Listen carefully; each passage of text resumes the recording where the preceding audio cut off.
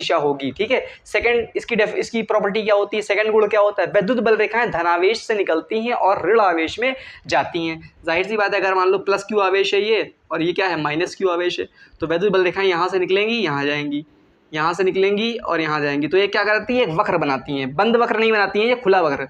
बंद वक्र कब होता है, जब इधर से इधर भी आ जाती है, तो इधर से इधर तो आएंगी नहीं बल रेखाएं, सिर्फ प्लस से निकलेंगी और माइनस में जाएंगी, प्लस से निकलेंगी और माइनस में जाएंगी, तो ये क्या बनाती हैं, खुला वक्र बनाती हैं। क्या बनाती हैं, खुला वक्र बनाती हैं वैद्युत बल रेखाएं, खुला वक्र बनाती हैं।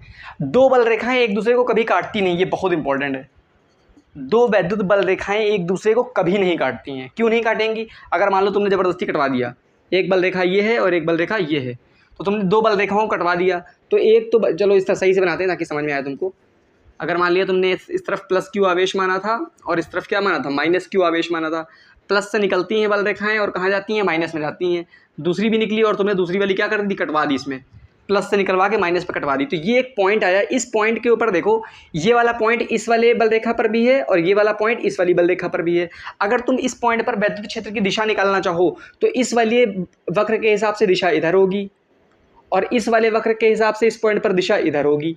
तो एक ही बिंदु पर दो बल रेखाओं की दिशा, एक ही बिंदु पर दो वैद्युत क्षेत्र की दिशा हो सकती हैं, नहीं हो सकती हैं। तो इसीलिए दो बल रेखाएं एक दूसरे को कभी काटती नहीं हैं। इसके आगे और भी आपके इसके गुण हैं, बहुत इंपॉर्टेंट है, वैद्युत बल रेखाओं के गुण इंपॉर्टेंट है, पूछता है। और ये तो स्पेशली पूछता है कि बताइए दो बल रेखाएं एक दूसरे को कभी काटती क्यों नहीं है। तो इतना नोट कर लीजिए, आगे और भी इसकी जो है डेफिनेशन है, डेफिनेशन नहीं, इसकी जो प्रॉपर्टीज़ हैं और भी वो लिखवाता हूँ। ये बना लीजिए डायग्राम।